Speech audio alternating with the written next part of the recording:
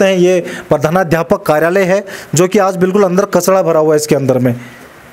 आप टीचरों का क्या था, इन्होंने स्कूल ताला लगाया, गांव वालों को चाबी दी और अपने चले गया। हमें पता ही नहीं स्कूल बंद हो गया, किसी को मालूम ही नहीं था गांव में कि ये स्कूल बंद हो गया। उच्चतर माध्यमिक हटा देना चाहिए, क्योंकि उच्चतर वाली कोई भी यहाँ पे व्यवस्था नहीं है। यहाँ पे जर्जर अवस्था में हमारा ये विद्यालय भी है और दोनों भवन एक दूसरे को देख रहे हैं कि पहले तुम ध्वस्त हो गए। दाता का कहना ये है, अगर ये चीजें चालू नहीं की गई तो हम अपनी क्या नाम कहते हैं उसको पर्सनल प्रॉपर्टी बना लेंगे, अपनी गाय भैंस अंदर प्रति जानवर के हिसाब से पैसे लेंगे। और माधुर सिंह का तो शायद वो दवा देने के बावजूद बैल भी मर गया। चौधरी मेरे से परसों बात करती, मैं चैलेंज करके कहता हूँ, वो एक बार शायद वहाँ आई थी, इस क्षेत्र में यहाँ नहीं आई है।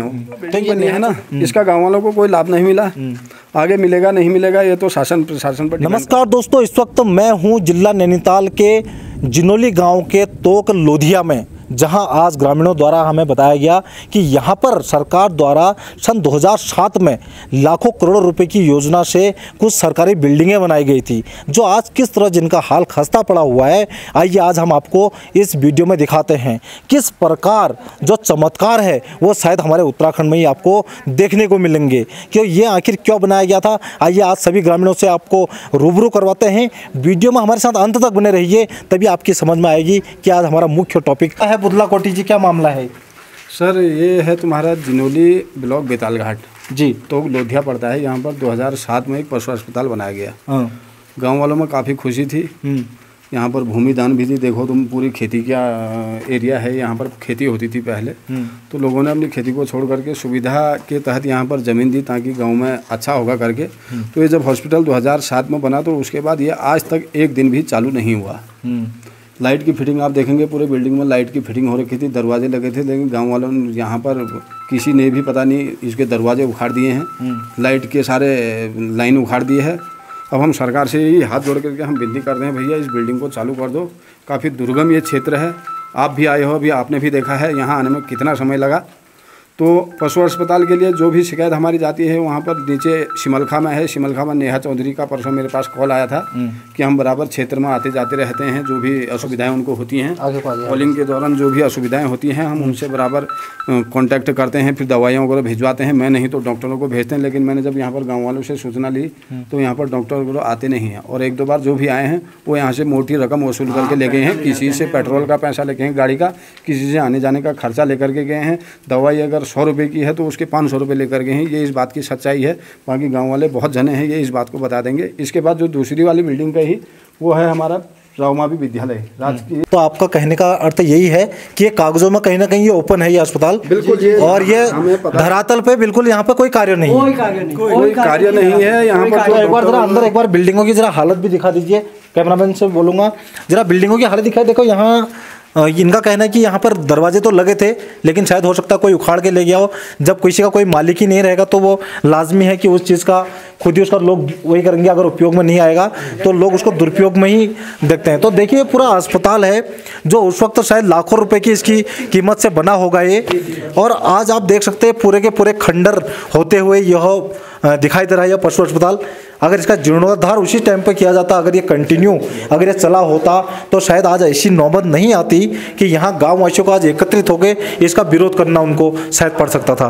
तो आप ये देख सकते हैं तमाम बिल्डिंग जो है वो इसकी हालत पूरी जर्जर। अगर ऊपर देखिए आप, कुछ दिनों बाद ये ध्वस्तीकरण में शामिल हो जाएगा ये वाला।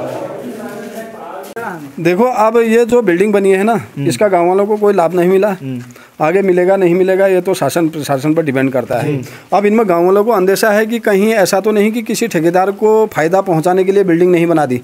अगर ये बिल्डिंग अगर गाँव वालों के लाभ के लिए बनाई थी तो इतने साल में 2007 से आज 2024 से आज तक बनाई क्यों नहीं की? इसकी हम निष्पक्ष जाँच करवाते हैं।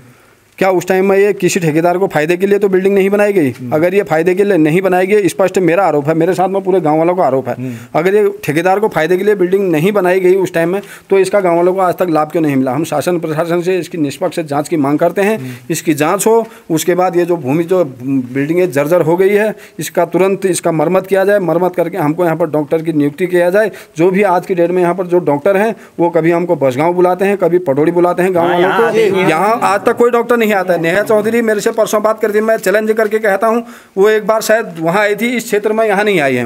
तो ये नेहा चौधरी का हम नाम ले रहे हैं, नहीं आए हैं। वो नेहा चौधरी जी कौन है? नेहा चौधरी के संरक्षण में है यहाँ। अच्छा, ये हाँ, वो यहाँ की डॉक्टर है इस क्षेत्र की। वो मेरे से कहती, मैं वहाँ गई हूँ, इतने लोग बैठे हैं, आप पूछो उनसे, कभी जिनोली लोधिया इधर को आए हैं? वो खड़िका एक बार आई हैं जरूर, वो भी रणजीत सिंह अपनी गाड़ी में लेकर के आए थे, तब आई हैं, वो वैसे कभी भी नहीं आई।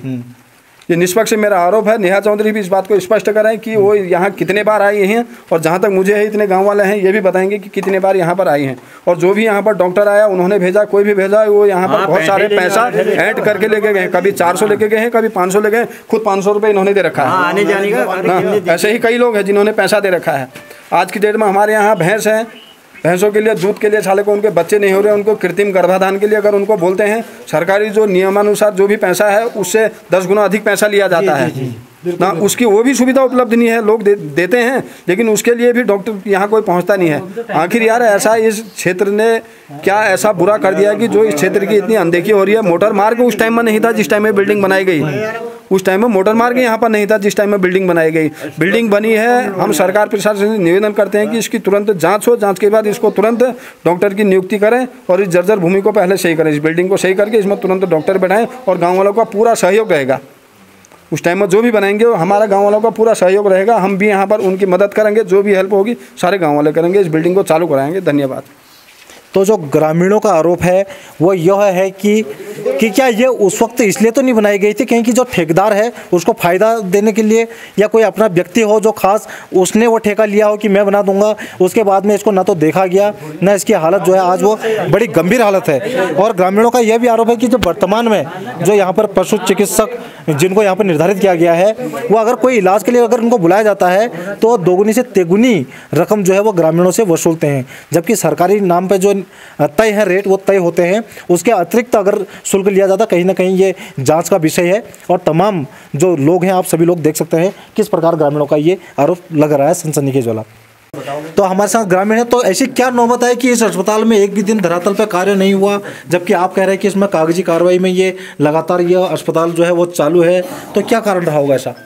ये पता नहीं, प्रशासनिक कारणों के कारण ही शायद हो। मेरे हिसाब से प्रशासन की अनदेखी की वजह से ये बिल्डिंग की जर्जर स्थिति दुर्दशा हो गई है। हम अति दुर्गम के क्षेत्रों में लोग रहते हुए तो हमें कोई इस अस्पताल का आज तक कोई लाभ नहीं मिला है, ना हमने आज तक कोई डॉक्टरों की शक्ल देखी है। जब अगली बार 2 साल पहले, शायद मेरे को लगा 2 साल पहले फोड़ी पूंजी की दवा आई थी, तो हमारे हरिंदर सिंह जी हैं, उन्होंने फ़ोन करके बुलाया और बाद में उन्होंने ये बताया कि ये हमसे पैसे भी ले गए, 400 रुपये 500 रुपये प्रति जानवर के हिसाब से पैसे ले गए। और माधु सिंह का तो शायद वो दवा देने के बावजूद बैल भी मर गया।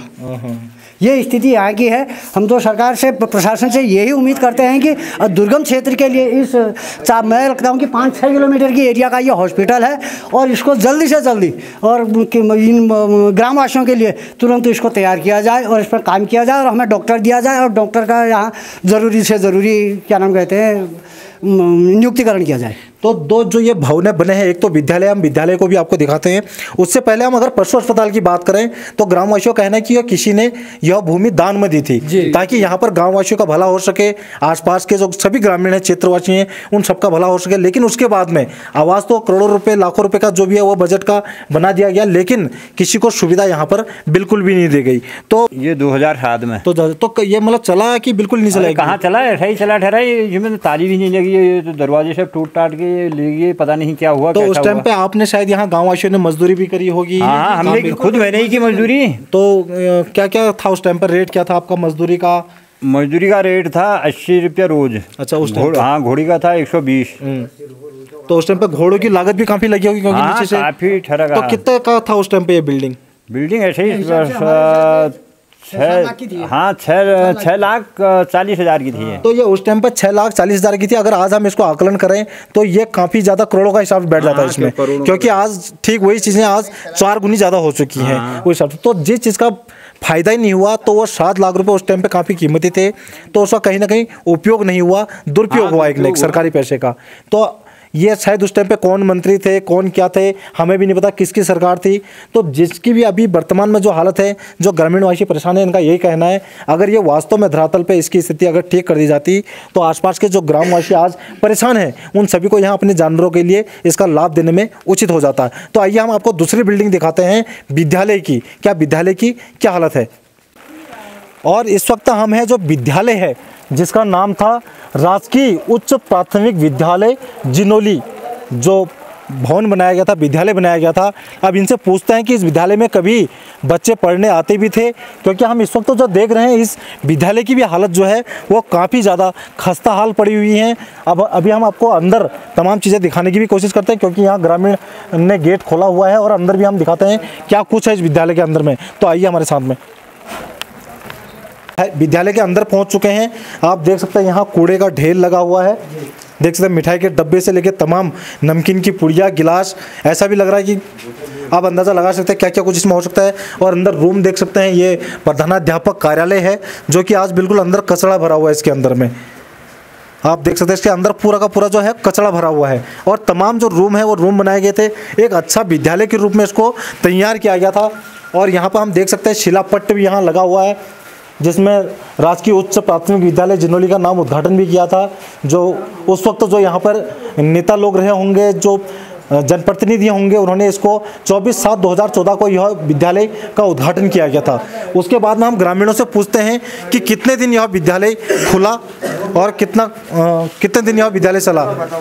और यहाँ देख सकते हैं अंदर आज घास रखी है ग्रामीणों ने, क्योंकि जब कोई चीज़ का उपयोग नहीं होता है तो वह फिर गाँववासी उसको अपने उपयोग में लेना शुरू कर देते हैं। तो इस वक्त हमारे साथ में यहीं के ग्रामीण जो उस वक्त बताए जा रहे इस विद्यालय के अध्यक्ष भी शायद थे। तो कितने दिन यह विद्यालय चला? 2 साल चला है। 2 साल चला। 2 साल। तो इसमें आते थे टीचर प्रॉपर? टीचर तो नहीं हुए भी, तभी तो बच्चे भी नहीं हुए, फिर स्कूल बंद हो गया।